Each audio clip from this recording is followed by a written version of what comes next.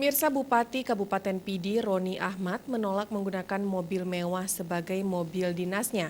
Malahan Bupati meminta kendaraan dinas untuk menunjang kegiatan dinas sehari-hari harus besar dan memuat banyak penumpang, mirip kendaraan angkutan umum yang beroperasi di jalan raya.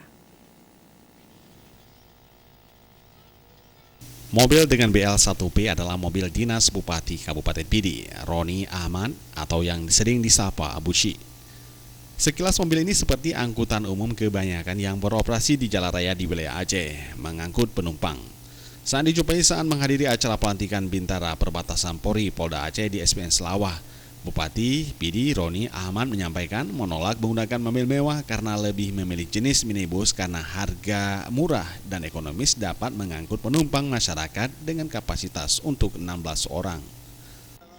Mobil dianggarkan untuk mobil juga bisa dilakukan hal yang lebih yang penting. Nah, ini persoalan mobil itu bukanlah satu martabat atau wibawa. Sebenarnya wibawa seseorang itu kan berada pada hati nuraninya. Abu Shi juga menambahkan persoalan mobil dinas tidak ada hubungan dengan wibawa seorang bupati. Kesederhanaan mencerminkan pemimpin yang peka terhadap kondisi masyarakatnya. Tim Liputan Aceh TV.